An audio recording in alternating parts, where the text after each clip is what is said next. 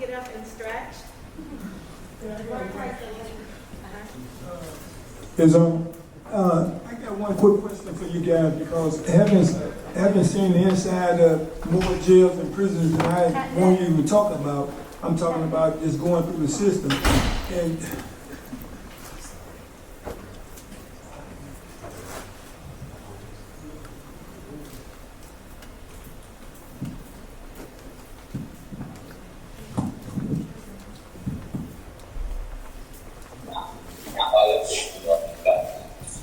Mark? Hey! Hi, it's Nicole.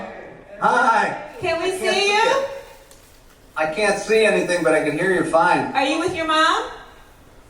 No, I'm with my brother and his girlfriend. Okay, now I can see you. Can we see There, you? now I got audio. Do you mind turning on your video? Sure, hold on 1 second. I'm brand new to this technology. Okay. Is this your first time with an iPhone? Yeah.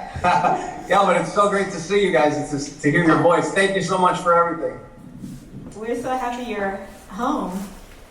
Thank you so much. I'm getting the video figured out now. Okay.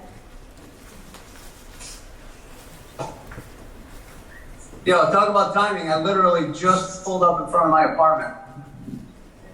Less than 10 seconds ago. Hey, There. Mark! Welcome home! Wow, that's amazing. So good to see you guys. Yay! We've talked so many times, it's great to actually see your face. Hey, Yeah. Mark. Hi. How does it feel to be free? Oh my God, it's amazing. Who? Wait, I can't hear too good. Can you see Alex? Okay, say that again. It's Alex. Can you see me? Oh my God, Alex! Thank you so much for being there for me. Yeah, absolutely. I thought you were able to join through Zoom. We were waiting. How's everything going there? It's good. It's great. It's great. Yeah, thank you. Please tell CJ thanks so much too. I mean, it's funny how this all worked out. The symposium was on the same weekend of my release, and it's just amazing. The whole community that Nicole has put together. I want everyone in the audience there to know how much it all means to me to be able to come home and be able to join this fight with everybody. Yeah. It's a real, real honor. So thank you so much. Happy belated birthday, too. Oh, thank you. It's the best one in 10 years. I'll tell you that. Yeah, thank you. Is your mom with you? You're not with your mom? There's a couple of artists here that I know who really like your work and you've been in conversation with, so I just want you to be able to say hi to Russell, Mary, and Jared, who are also here. What's up, my brother? Welcome home. Hey, guys. I was thinking about you the whole way down. It's so great to finally kind of meet you. I can't wait to meet you all in person. Oh, yeah, it's coming. Hold on, here's Mary. Hey, Mark. It's different from our last. Hey, Mary. Wait. This is I'm sorry, different. go ahead. This is very different from our last Zoom. Remember we zoomed you in for the Mark and Tom talks? Did we? Yeah. We spoke on the phone. Last year. Last year. When I interviewed you. Are you frozen? Yeah, I do. Of course I do. That was like a highlight of my process. You know, that really meant a lot to me. So, well, welcome home. Welcome home. Yeah, thank you so much. I can't wait to meet everybody. I just want this is Russell Craig right here. I just wanted to Yo, say, Russell. hey, how you?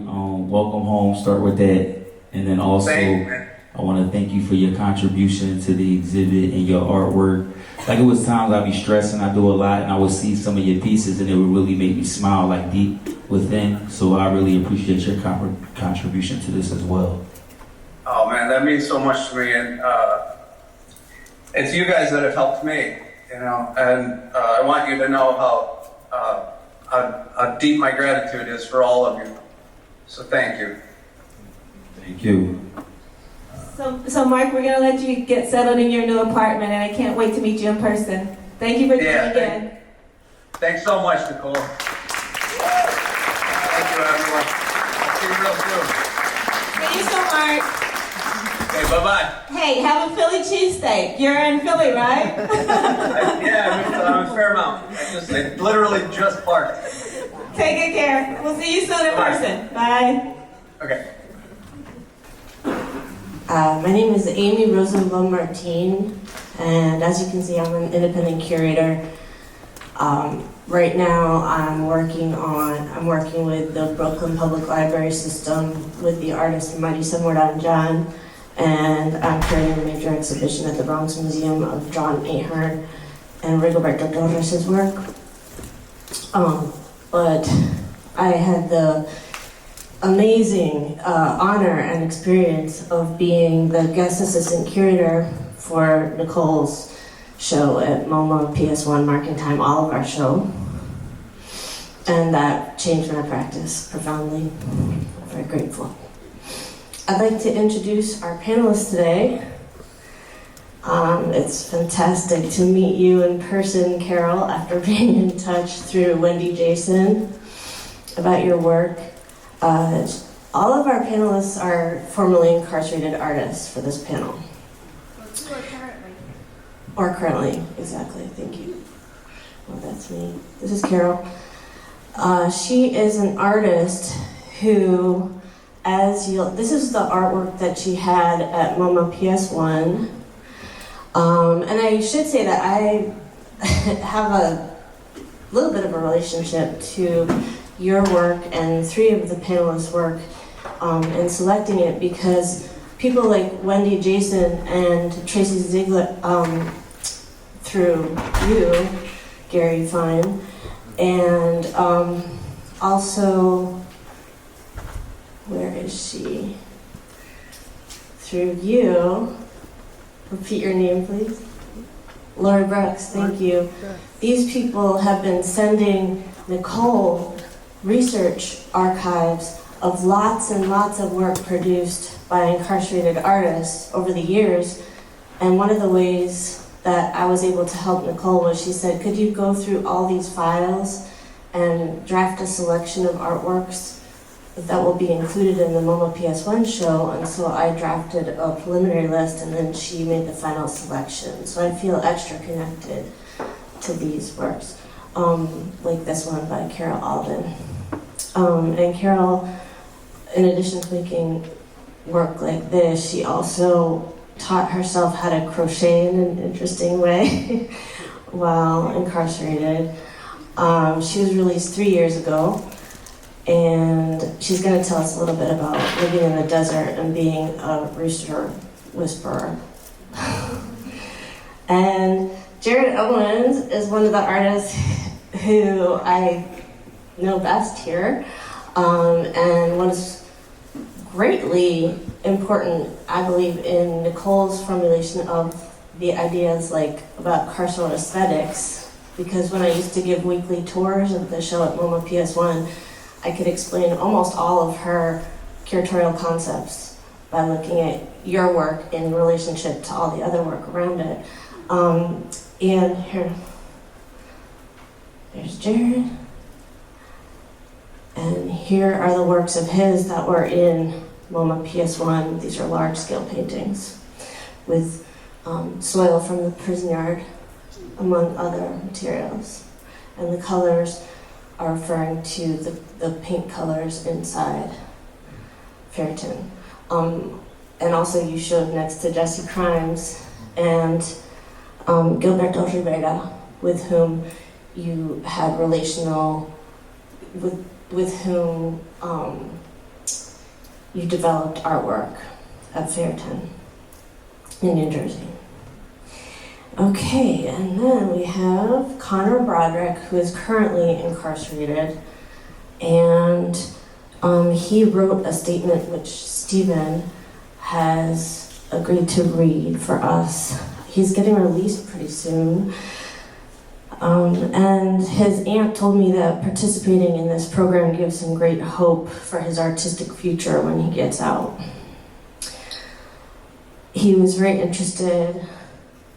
He works in watercolor. That was the work at MoMA PS1.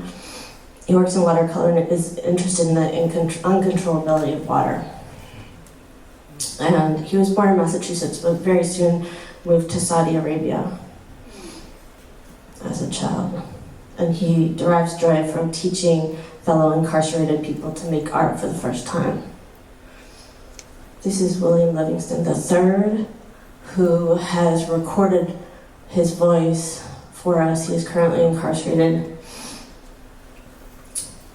He grew up in rural Oklahoma on punk rock and skateboards. He says, I couldn't play music, so art became my passion, and he's very honored that Fugazi now collects his art. And these were the two works that we had of his at MoMA PS1. Okay, so Carol, let me go to your slideshow. Do you have a mic? No.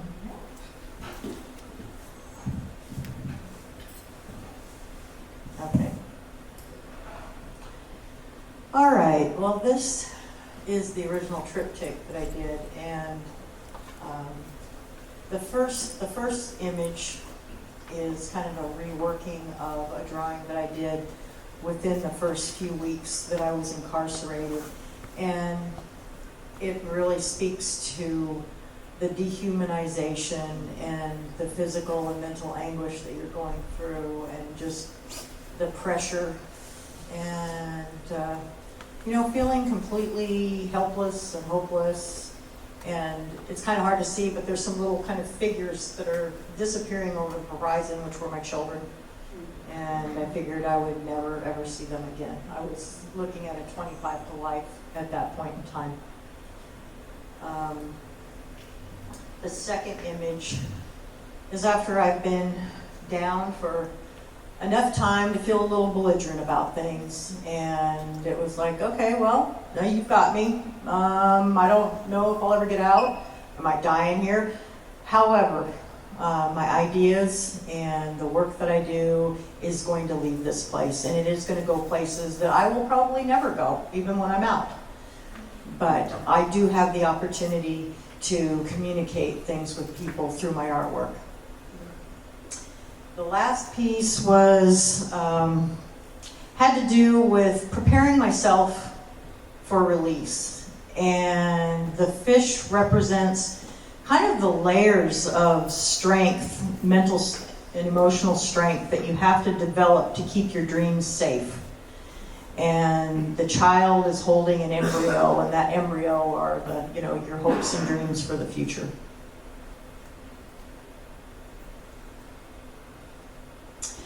This piece represented kind of the juxtaposition of what I envision my life will be, or what it had been. Just, the colorfulness, the texture, the complexity, a full life. The interior of the fish, which I don't have good pictures of, unfortunately, is a replica of a prison cell. And the front of the fish has bars going across it, and there's a woman kneeling. She has no face, basically, because, you're not looked at as a person. You don't really have an identity. And her chest is torn open, and she's holding her heart on the outside of the bars. And that was, that's basically how I felt about my relationship with my loved ones, and trying to show people that you have something to offer, that you have a worth, and that you have something for people to have and to hold and to listen to, that is just squelched when you're in the system. Yeah. This I did entirely for fun, although I absolutely hated it about a third of the way through, because there's 600 hours and 32 skeins of yarn in this horned lizard. He's about 5 feet long, and I used to strap him to the underside of the bunk so the officers didn't see what I was doing. When I had him completely done, I brought him out, and then you got to hear the cops on the intercom say, "What the is that?" The amusement factor of that was worth a lot. Right there. Next one. Okay, so this is a Afghan wall hanging type thing. It's not quite done yet, but I've got there's the seasons represented, and you know, the day and the night, and the life of trees that's both underground and above ground, and also the heart that's being protected by the dragon. And so again, it's just kind of documenting just life in general, what you have to go through. This is the last piece that I did before I went to prison. I welded this out of 2,000 feet of steel and covered it with fabric and airbrushed it, and I engineered it to float. The finished piece was 18 feet tall and 90 feet long, and I articulated it so that the whole thing just undulated like a snake on the surface of the water. And it was, you know, doing things like this before I went to prison that kind of gave me a basis for doing things out of the ordinary when I was there. When I did this piece, I just went to the Utah Arts Festival and said, hey, I've got this idea, and I drew a little sketch, and they said, cool, here's some money, you know, and I didn't tell them that I didn't know how to weld. So, you know, I went and bought a welder and messed around with it for about 3 days, and I was like, okay, good to go. So, you know, when you're in prison, you do a lot of that too. It's, you scan your environment constantly for unconventional things that you can utilize as a means of expression. This piece, okay, so when I was about 5 years from getting out, I decided that I wanted to start designing my studio. And I wasn't planning on staying in Utah. I figured I'd have a mobile studio. So this was kind of designed like a tiny home trailer thing, but it was also deep sea fish. And I was all set to do that, and I actually did this sculpture. It's a yarn sculpture, and I gave it to my kids to take out so that I wanted them to be excited about what was going on. And they took it out, and then there was an exhibit, and I didn't have anything really done. And my daughter says, "Well, I'll just enter this." And I said, "No, it's not professional enough. It's a little too artsy craftsy." Well, she did it anyway, and it took Best of Show in this big state museum competition. Thank you. And then, so when you're in prison, you don't get phone calls. If somebody tells you have a phone call, it's because something horrible has happened to your family. So the day that the cops came on the intercom and said you have a phone call, I just absolutely lost it. Between my cell and the desk, because I knew it had to be one of my kids. So it was really hard to process when there was this chirpy, cheerful woman on the other end of the line saying, "Oh, we just want you to know you won Best of Show, and the state wants to buy it for their permanent museum collection." And I'm like, well, you know, I'm pretty much on the floor in hysterics at that point, and the cops are trying to scrape me up.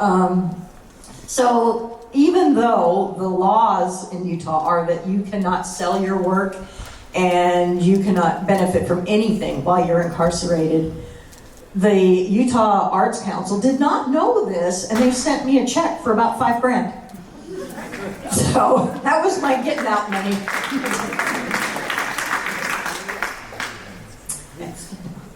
Okay, so currently, this is where I live. A year ago, when the pandemic hit, all the things that I had planned for about 2 years straight, the speaking engagements and the exhibits and the installations and the workshops ended all in one weekend. So I went from the thought of having a traveling studio to needing to dig in. I was homeless. I was staying in a old RV, and I kept getting run off of places by cops. So in the middle of the night, I'm looking at land. Just one of those, gosh, someday this is what I'd like to do. And I found 80 acres that I could buy with one stimulus check and a couple speaking engagement things. And so I was able to put down a couple $1,000s and buy 80 acres. So On Memorial Day last year, I moved out there in a $20 Walmart tent, and I got a bunch of these welded wire livestock panels and started building some structures. And everything out there is going to be a sculpture. In Utah, they micromanage everything. You cannot get a building permit unless you have a well. I can't afford a well right now. But you don't need a building permit if you're building livestock shelters or a piece of artwork, or if a building's being used in a movie. So my chickens live with me, and and the Unchained Stories folks have been coming out and filming a documentary. And my dwelling is going to be a giant deep sea fish. And beyond that, the big picture dream is I want to turn this into a place that's a sanctuary for people who've experienced trauma to come out and do workshops of healing trauma through creativity. And so I'm making little satellite camping sites with sculptures that are also shelter. And we can work in a variety of mediums out there, and it's about an hour from town, so it's very private, lots of solitude, just unparalleled beauty in the sky and the day and the night. But okay, so at any rate, that's what I'm working on right now. And here's like an example of the beginning constructions of some of the things, just using scavenged pallets and odds and ends. Thank you so much.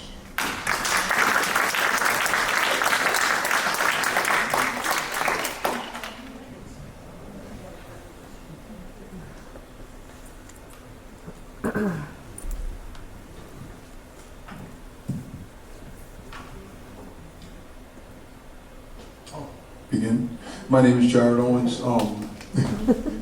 Nice to meet all of you. Thank you for having me. My practice takes place in New York City in Building 4 of the World Trade Center. I'm a Silver Arts residence recipient. I'm going to be there for 2 years. Before that, my practice was in my mother's garage in South Carolina with mosquitoes and bugs and all type of critters. That was for 7 years, painting out of a garage, and now I have a proper studio. I met Nicole approximately a year and a half, 2 years after I was released. Jesse, who's in my cohort, along with Mary and Russell Craig, we all kind of like met each other at the same time at Rutgers University when Nicole was there. We did a presentation. It was my first time somebody thrusting a mic in my face. You know, Nicole's like, "You're gonna do a presentation?" I'm thinking it's gonna be like 3 people. I'm like, there's like 100 people. I'm like, oh my God. So I thank Nicole for giving me the confidence to like do this now, like for the 1,000th time, because you were the genesis. 2014. Yeah, 2014. That's right. So it's like 8 years now, and you know, the genesis was with you. So, yeah, my practice started in prison. Huh? My practice started in prison, and then it continued until when I returned. I kept it up basically. I was in South Carolina. There wasn't really contemporary art things going on there. Excuse me. So down, in South Carolina, you could paint a tree, you're a god.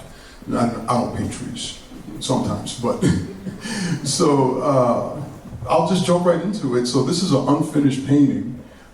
And wow, this is one that I can't believe I sent you this. I actually photoshopped this. Sometimes I'll do a painting and not complete it, and then just like kind of scribble on it to see what it looks like. I mean, this is what it looks like in the studio, obviously, just sitting against the wall. And then sometimes I'll say, what's wrong with this? And then instead of just making like a permanent mark that you're not going to be able to erase, I'll practice on my iPad. I'm on my iPad constantly. So this is actually a series. You'll see the prototype for this painting is actually in marking time. It's the go back. So the go back always means to me in prison, for any of you who have been incarcerated, when they say go back, it's because of, and you're in the yard, it's because of inclement weather conditions, there was a fight or a stabbing or something happened, and they want everybody to go lock back down, or it could be for a count. So the one commonality that all go backs have when they're announced in prison is you're gonna have this congregation of like humanity. People are always trying to get back into like the main oculus point of inside the prison. Everyone goes into this one door. 99.9% of the time, it's just like this one ingress and egress out of the prison. So the go back means that for me. Then of course there's the ominous tower. And as you know, in a lot of prisons, you don't really, the only time you see the sky, you don't really see horizons, is over a wall. So in the go back, I kind of like set parameters. This is the fourth go back. And the parameters are always the shadow figures, which I'll get into a little bit later. And then there's always going to be a sky that looks like you can't touch it. This sky's not done, by the way. And there's always going to be a tower, or there's always going to be a presence of the architecture of the carceral state that's imposing upon the humans inside, behind the walls. Okay, so this is, Nicole has the prototype Elapsium painting. Elapsium is just a name that I made up, and I took the slave ship, the Brooks slave ship, which was used to abolish slavery. They sent this diagram, probably you've seen it in your textbooks. They sent it to Great Britain to abolish slavery and say, oh, look at how horrible it is. You can't put people, in ships. And of course, no one was ever shipped like that. That was done to sensationalize it. So what I've done is I've taken the same shadow figures and now I've stood them up. And what the shadow figures mean to me is it's the way that I think that society sees people who are mass incarcerated. They don't have identities.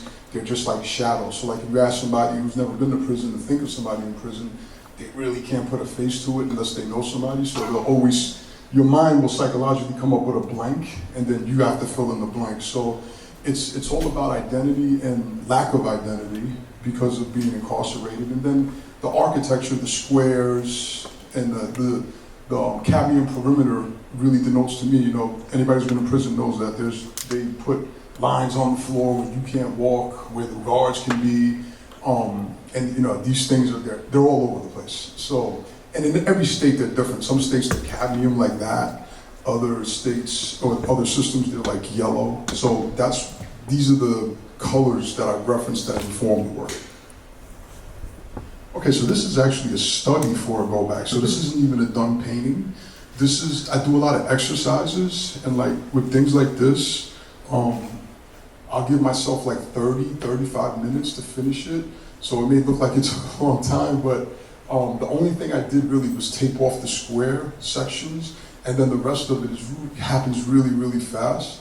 In some of these when they're studies, and then sometimes I'll just paint over them and keep studying. Sometimes they make it to the end like this, and I was like, this is interesting. It has a suggestion of a guard tower, and then it has the suggestion of these buildings, and I like to suggest, instead of just painting it, I'm more into like the suggestion that let like the viewer put it together on their own so that they become like part of the activity of looking at the painting, or, being inside, being in it with me. Okay. All right, so this is another series I'm doing, which is Series 111. So I painted series on purpose because I like to control the narrative, and I want to know how many of a series there are. And this way, it's I'm not just saying, hey, this is one and this one looks the same. Because sometimes a lot of times for me, when you have a sentiment, you want to express it in different colors. You know what I mean? Like if you like a pair of shoes, you might like it. Damn, I wish I had that in this color, that color, that color. You might buy 3 or 4, whatever. But for me, these are the same shadow figures. And the parameters for this series are that there's always going to be an orange perimeter around it, and the X you see is, for art historical reference, Tapia, who used a lot of X's in his work because there was a lot of political strife going on in his country, I'm going to get into, at the time, and he used a lot of X's to say that things were X'd out, and that, the government redacted things, and things of that.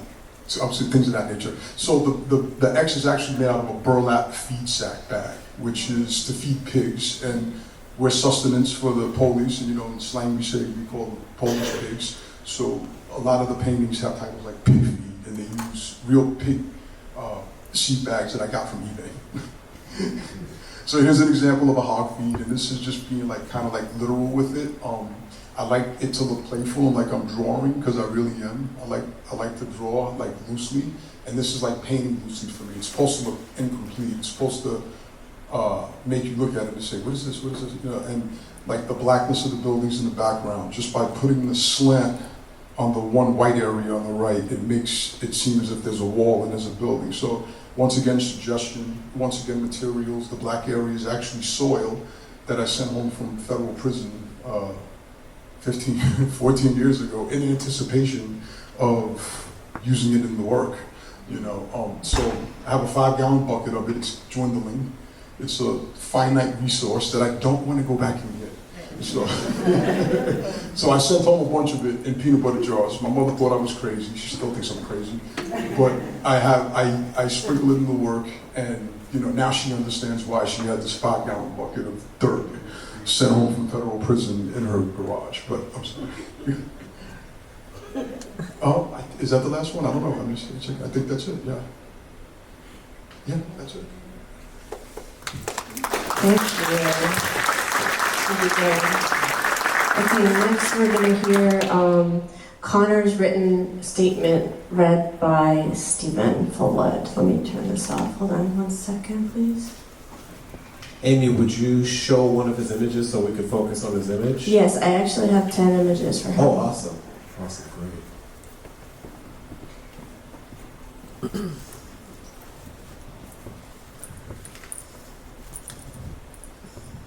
Go ahead. Thank you. Greetings to the Marking Time family in Cincinnati and to my artist colleagues all over the country.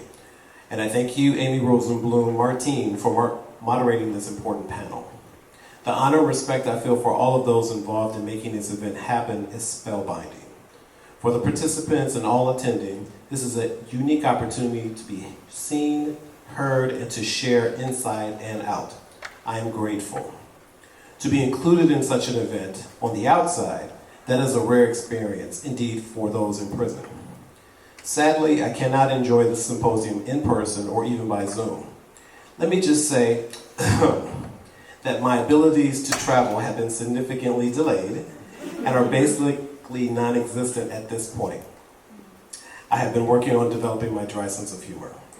The ability to joke is important to me, and making light of a sad situation is a powerful tool in a prison environment. Jokes aside, it is art that serves the ultimate tool to empower any willing body to adapt to dire circumstances. This special ability is what we humans are good at, right? Our ability is to translate a story of struggle and strife into a tale of perseverance and success is widely celebrated throughout our collective histories. We must adapt in order to satisfy our creative parts, or we would just tread the colored waters, eventually undermining our own muddy complacency.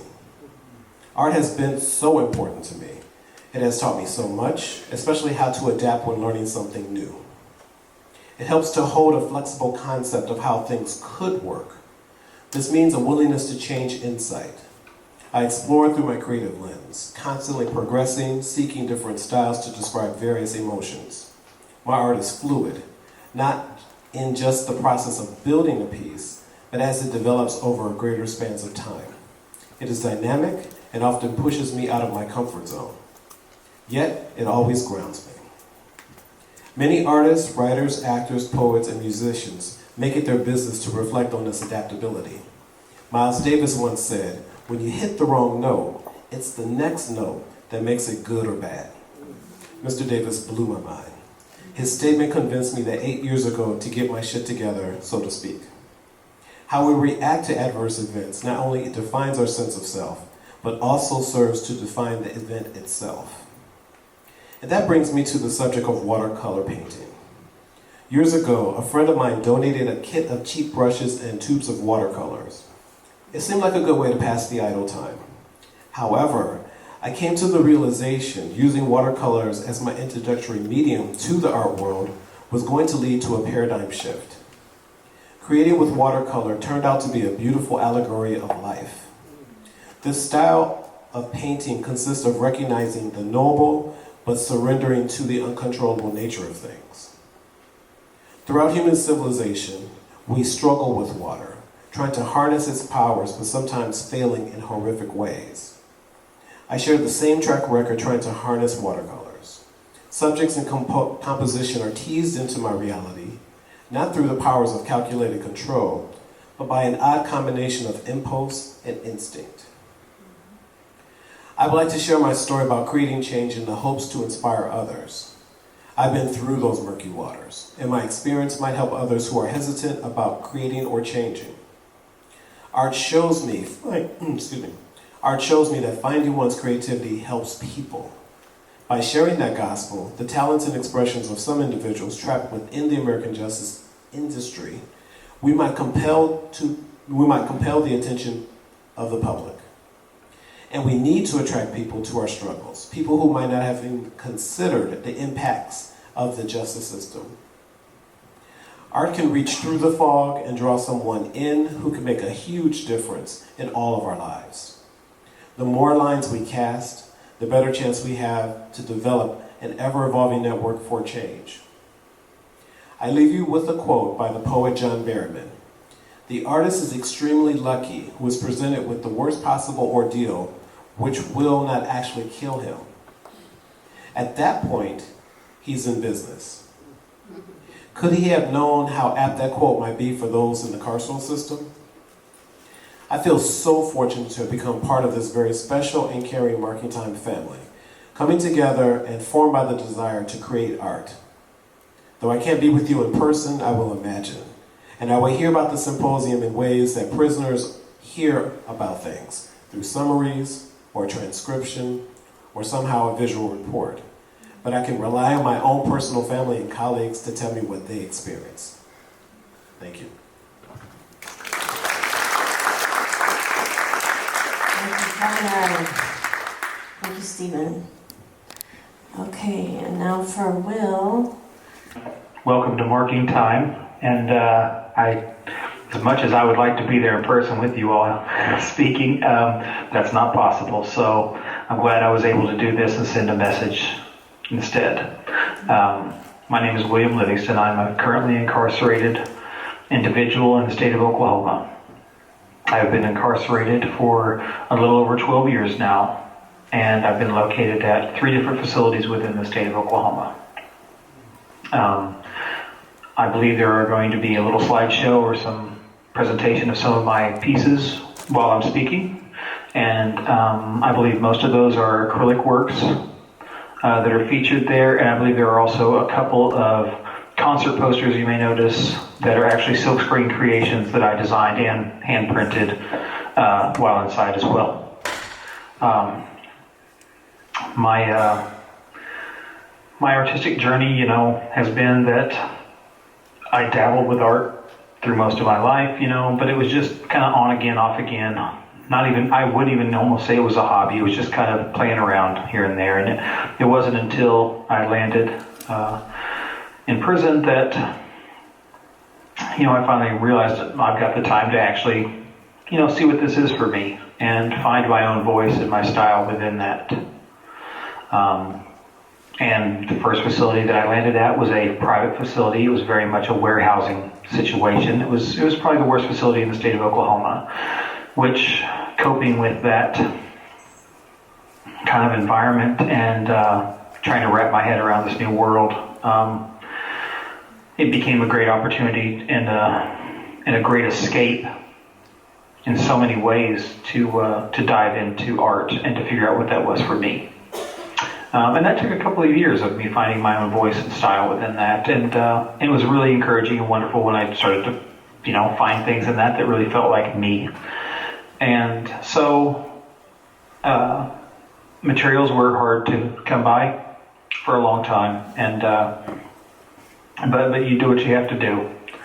And sometimes that's, bribing the paint crews to get paint from the facility, or, painting with coffee, or, just whatever you can make happen, and that's what I had to do for a while. But I was very determined and still am. So I was able to start doing acrylic paintings for the most part there, and even had my first show while at that facility at the gallery in Oklahoma City, and that going well and actually selling a few pieces and people responding well to my work was very encouraging and really sparked that I'm onto something, I'm actually connecting with myself and with others through this. And so that was, that was awesome. When I transferred to a second facility, I went from the worst to the best, basically. And at that facility, they really embraced programming and arts and different things within that. So I was really able to flourish and grow, not only in my access to materials, but access to the size of materials, being able to scale up works. But I also was able to start an art guild there that still functions today. Has been there for about 8 years now, and serves a lot of individuals there, and is a really cool thing. Excuse me. And that's where I was able to start getting silkscreen gear as well. Some of which we were able to buy, some of which we just had to kind of create on our own. We had to build our own presses and just kind of figure things out. And that took about a year to figure it all out, but once we did, it really opened the doors for a lot of new things. And the big one there for me was, as soon as I started screen printing, I realized I want to screen print concert posters. And as soon as I realized, that was going to work and that, we could pull it off, I wanted to start an advocacy program within that. So I used my particular story, and I designed and printed concert posters. Those went out and were passed out for free to people in ticket lines and concert goers as they were either coming in or leaving. And they were limited edition, they were handmade, and they all came with a bio sheet that told a little bit about me and my story. And just please ask people not to drink and drive, when they left the concert that evening. I am in here for a DUI fatality, and so it's very close to home, and something I really wanted to be able to give back somehow to, and try to, I've got to give back to the community and society that I've taken so much away from with what I've done. And I know I can't right any wrongs or change anything in the past, but what I can do is try to be preventative and try to prevent this from happening to other families. And this is one of those programs where, you always hope that that's what's happened. You always hope you've saved a life, but, you never really know. You just always keep moving forward in hopes that that is what's happening. So that's what I've done. And I ran that. We did that project for over almost 3 years. We created 165 different posters that were passed out at shows, most of which were in Oklahoma, but a lot of them were in Asheville, North Carolina. A lot of them were in New York City. A lot of them were in Washington, D.C. And some were in surrounding states around us, Texas, Kansas, places like that. And with those, we handed out a little over 5,000 posters in those years to people. And it's been really cool to see how much the people who passed them out got to connect with the concert goers, and how many people they would run into all the time that could relate, that could have been me, or, I've got a brother in prison or a dad or a sister, and they would want to connect through that. But it's so hard in this day and age to even find anybody who's not affected by the carceral system in some way, shape, or form. And we also find that to be very true every time my family sets up an art crawl or an art walk or a gallery show or a flea market or whatever it is. They constantly get people that come up to them wanting to talk, wanting to tell their stories, wanting to connect with those situations and the pain and the frustrations with the systems and just all kinds of angles. And I think that's the goal of so many advocacy programs, is that you're just trying to start conversation. You're trying to get people talking. You're trying to get people on board and feeling and thinking. And I believe that particular project has done a lot of that. I will be getting out in about 6 months, and I have every intention of continuing this program once I get out. And I believe it can grow. It can grow into many other areas and continue to be a success and to continue to reach people. I will still do painting. I still love painting. And And I think some of the images you're going to see today on the screens they'll have images that have a lot of little people kind of crawling around the backgrounds and all over each other and stuff like that. And I call those the throwaway people. I developed those at the first facility I was at, and they were just a representation of my day-to-day life. And just like the word I used earlier, warehousing feeling of everything that let's just keep cramming them in and cashing the paychecks. And so that was another way of me coping with my environment, was to create the throwaway people, and I still paint them all the time, you know. They've become a big part of a lot of my work. I've also created another section of that called the Faceless People, and I don't think you're going to see any images of that today, but that is definitely another big part of it. I'm so glad that you have all come out today. And like I said, I wish I could be there in person. I know that I would love the event and gain so much from hearing everyone's panels and speaking as well. And I hope you guys everyone can take away a lot from this experience. And it's so wonderful to be a part of it. I do have a piece hanging in the exhibit as well there while you're there. And but I would, more than anything, love to be there to see all the other wonderful artwork that is being displayed from all the other people who are currently or formerly incarcerated, and seeing that their voices are being heard as well. And I hope you all have a wonderful stay and enjoy. Thank you very much. Take care. Bye-bye.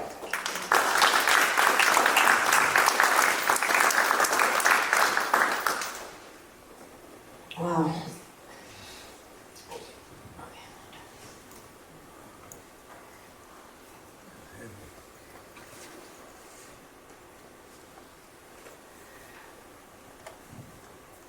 To echo William's words at the end,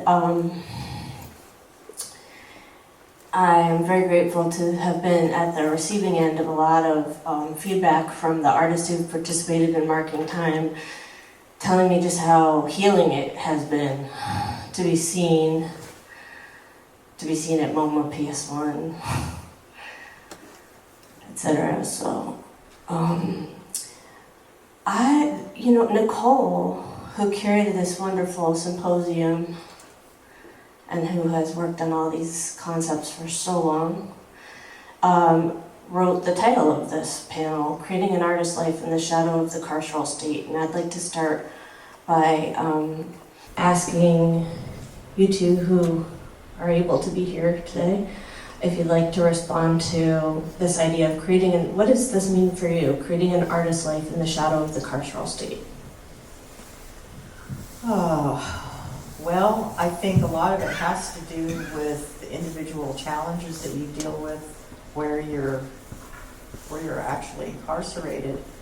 And I mean, if you're an artist, it's not a choice. It's something that's in you that has to come out. And it comes out in a lot of different ways, and sometimes it horrifies people. Other times it's very life-affirming, but it has to come out. And to be in an environment where there's staff that encourages you or facilitates the things that you do means so much. I mean, in Utah, they don't have art programs. They basically want you to curl up in a fetal position and think about what you did for, the whole time you're there. SWAT goes through and takes away your stuff, frequently. No matter what you're working on, what you had permission for, they just come and take it and throw it away. So it becomes a subversive act to be creative. And to be trying to use it as therapy in that kind of a place is it's so difficult. So this movement of trying to get these programs in prisons and have it be really an accepted part of therapy and reentry and just, getting your head in a better space so that you can survive whatever it is that you need to survive, whether you're there forever or for a month or decades, whatever it is. So to me, this is very valuable, and I'm very grateful that people are starting to really look at it and promote it around the world.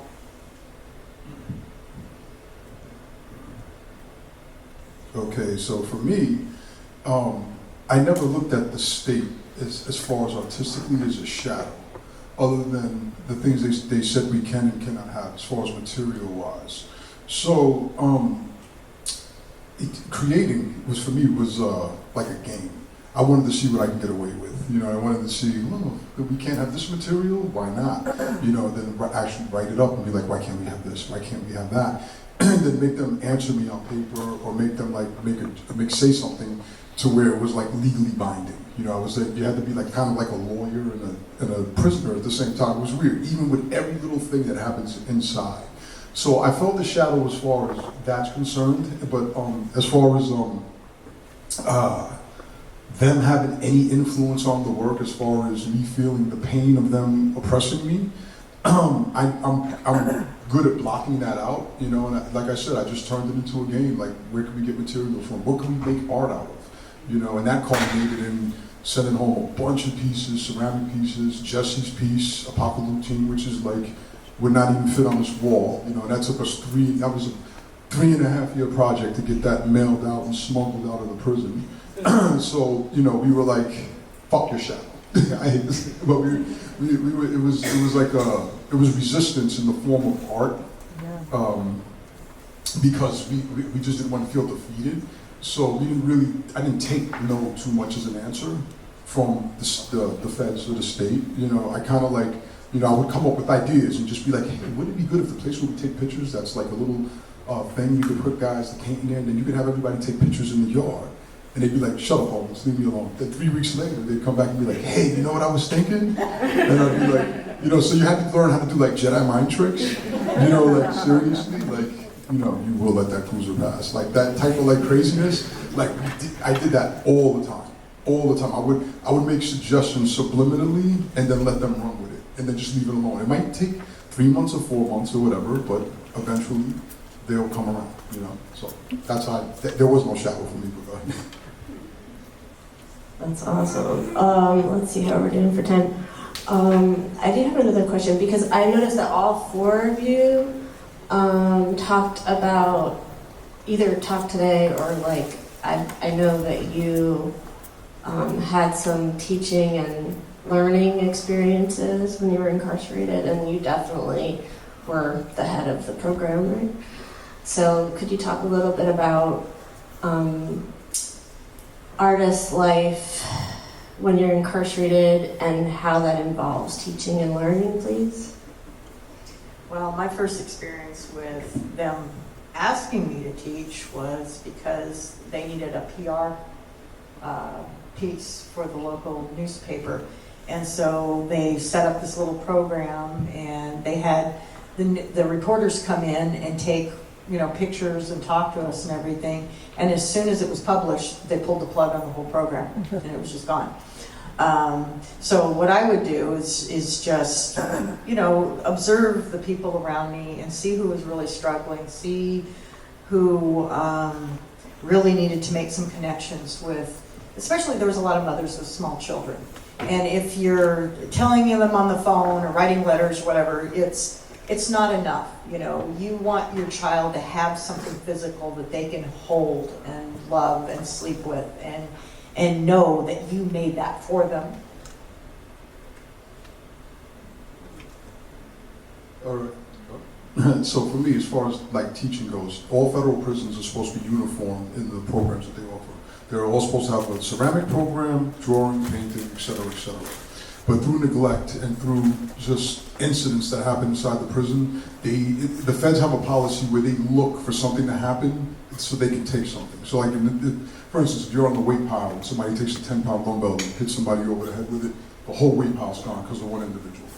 So the same thing with like ceramics, with painting, with anything. If somebody takes a paintbrush and uses it as a weapon, they just take the, you know, break off the handle, now there's no more paintbrushes allowed to come inside the prison. So these things, you know, a lot of these materials were coveted. So what the BOP, Bureau of Prisons, would do is they would, I became like liaison, and I wasn't the first, between the prisoner population and the federal oppressive apparatus. That's what I call them. But so what basically happened is we had these programs inside the prison, and people would come and say, "Hey, I want to be in ceramics," and I'd say, "Hey, there's a waiting list." And they'd say, "No, I want in now." And I'd be like, "Let me talk to you inside." So it was a lot of I had to learn how to deal with all type of different personalities, and exercise restraint at the same time as being in fear for my life, and learning how to verbally communicate with people they wanted to go make art, and that's all they wanted to do, and they were pissed off that they couldn't do it right away. So there was a waiting list, and sometimes the waiting list was a year and a half, and 8 months, and guys would be shipped to other prisons, and then they would never have the opportunity to avail themselves because that's just how the system worked. But for the guys that did stay with me, we teach them ceramics, which has laws, so it's really good. It's a discipline. Ceramics is very disciplined medium, and it's still disciplined in me. So I would teach these guys ceramics, and then I said, you know what, I'm here. By the time I decided I had the crazy notion to be an artist, I was like my 5th year and I had 8 years to go.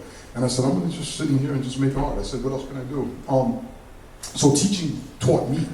I learned more teaching than I taught. It was so weird. So you teach people stuff, and you're like, damn, I didn't know I knew that. And then you get the acknowledgement from them, and you're like, oh, you taught me something. And I'm like, you don't even realize it. So that happens like back and forth. You're playing tennis with each other, and it's a thing where the artists are valued inside prison. Like Roberto Rivera, who's not here, always says that. We have a lot of value, like especially the tattoo artists and portrait painters. They're like gods. Like you do a tattoo or paint somebody's girlfriend or their child, and I didn't do any of that. So these guys would all be doing portraits and all that other stuff, and I'd be on my abstract thing, and they'd be like, what are you doing? So I pretended like I was in the 1950s, and they were like, I had to do that. So, but teaching inside the prison, it's therapeutic, and it's you have a lot of power as far as who gets in, who gets out, and as far as everything. But it's a weird situation to be in, to have power inside because you're teaching. It's super strange. Yeah, you just said power. It was on the tip of my tongue. I feel like listening to this whole symposium, power has stuck out to me. And there was a quote that artists are as powerful, if not more powerful than lawyers. I've heard a lot about lawyers today. And I'd like to open up this thought to the audience. You're also more than welcome to ask whatever questions or make whatever statements you have in your own minds. But maybe you'd like to respond to this idea of artists being more powerful than lawyers to change an oppressive system. Well, I was hoping to open it up to the audience too. Maybe you have thoughts or other questions. Before you answer, you have to prove to us that you passed the bar. I'd like to hear more about, I'd love to hear more about what you envision for the space that you were talking about. Like, I just love to hear what you're, how you're manifesting that. And do you imagine other people will come and do sculptural work with you out there also? Yes. I'd like to do actual projects where people can come and work on something specific. And I also want to do classes to teach them, like you could have, let's say you have a giant sculpture of a snapping turtle, and that's the printmaking studio. Or you have, one sculptural area that you're doing ceramics or woodwork or working with glass or, just any kind of discipline there is that's creative. People can come out and experiment and just be in a peaceful, wit-gathering kind of environment. When you're out there, you don't have all the noise and the hustle and bustle and everybody's expectations, the layers of societal expectations of how you need to look or behave or anything. It's like most days, I look like a combination of a bag lady and road warrior, type thing. And people stay away from me. I go into town and it's like, she looks like she might smell bad. I'm staying over here. And that's great, But by the same token, I've been out 3 years and I need to start making connections with other human beings, and hearing everybody's projects is just amazing. I'm so inspired by everything that, you all are doing. But there's so many interconnecting points that I think, we can bring together. And I'd like to do a lot of collaboration. I'd like to have other artists come out there and lead workshops. And the other thing is that I don't want it, the people that are participants, that have experienced trauma, I don't want it to ever cost them a dime. I want people to be able to just get themselves there and enjoy the space and not have to stress over, how much art supplies cost or the amount of time that they're there, the food or anything like that. So I'm hoping at some point we can get some kind of corporate sponsorship, or, we get little trickles of donations coming in, but when you've got a war going on and the economy's crazy and gas prices, everybody's scared and everybody's holding on to their resources really tightly right now. And I get that. But, we could really use some help just putting together the infrastructure. I have an opportunity to buy another piece of land next to mine that has water rights. Now, I don't know how many of you know about water rights out west, but they actually sell the water rights to your property separately than the property itself. So you can buy a piece of property and still not have a right to drill a well. So you have to arrange that in order to get building permits and things of that nature. I've found that there's loopholes. I don't have to have a building permit if I'm building a sculpture. I don't have to have a building permit if there's livestock involved or if there's a movie being made. So the Unchained Stories folks have been coming out and doing a documentary, and they've been out a few times. And my chickens live in the house with me, and the house that I'm building is actually a giant deep sea fish. And all of the structures are going to be some sort of sculpture that has to do with water life. The basin out there used to be the bottom of an ocean. There's sea monsters' bones out there. And so I feel like it's appropriate. But the unparalleled freedom that you have when you go out there is just amazing. People ask me, well, why would you want to be out there? It's difficult. And it's because of the beauty and the freedom. After you've been incarcerated, being able to see the sky is just an amazing value. So, at any rate, by the end of this year, I'm hoping to have at least 2 structures built that I can invite people out and start doing kind of accelerated camping. Right now it looks like a post-apocalyptic hobo camp. But it is going to be nice. I mean, I want to have steam rooms and soaking tubs, and so that you can actually relax and heal your body and your mind while you're working. You could frame that whole thing as a social practice artwork too, if you want to. That's fantastic. Yes, one more question. Amy.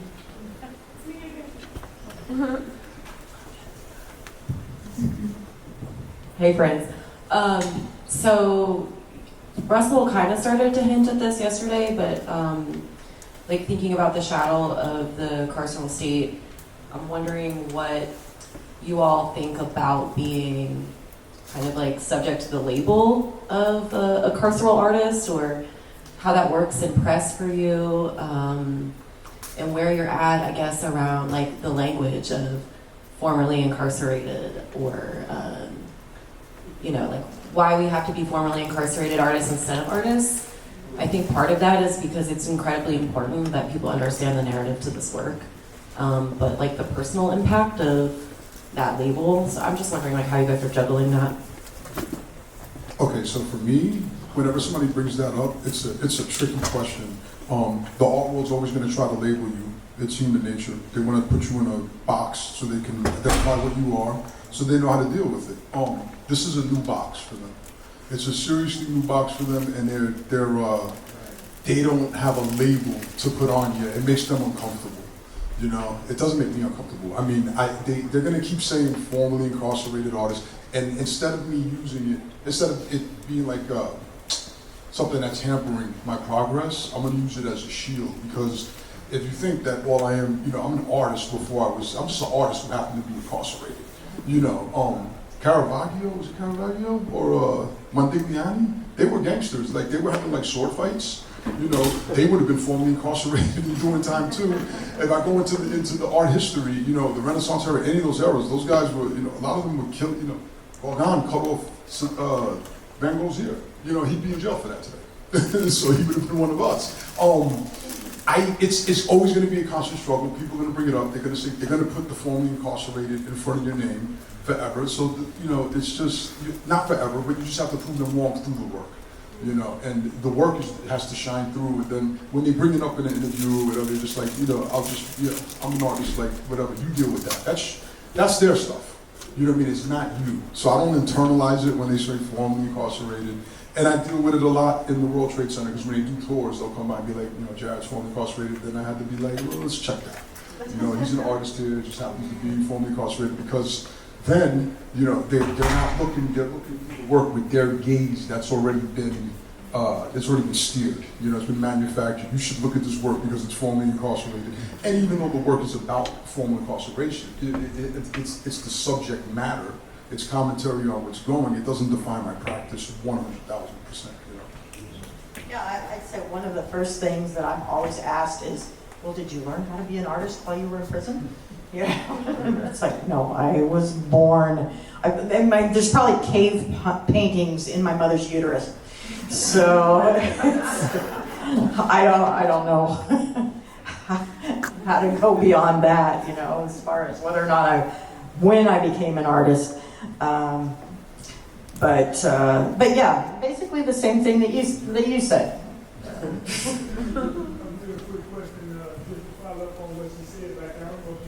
Yeah, and just quick, because we're going to try to get to people a 15-minute break. I just want to, pick up on what she said back there. Do you think it's important that we determine our own language, or just accept what, like you said, formerly incarcerated or whatever?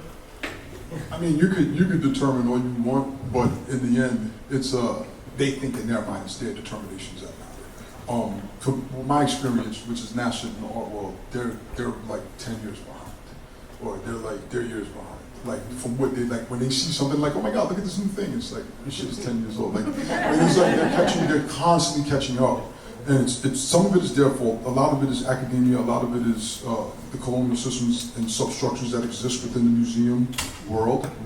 Those things permeate, and it permeates their thinking, and they're when you come up in those structures, you act as if, you know, as far as determining who's an artist, what's art, those constructs have been laid out for you through school, through your experience, you know. So, like I said, this is a new box for them, you know, and they're still trying to Nicole, damn near, you know, she's the first person to amplify this box, and they're still trying to deal with it, you know. So, it's a work in progress.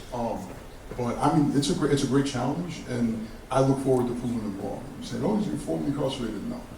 You know, I was just in prison, but I was an artist before I was incarcerated. Thank you so much. Oh, Jared and Connor and William, thank you all.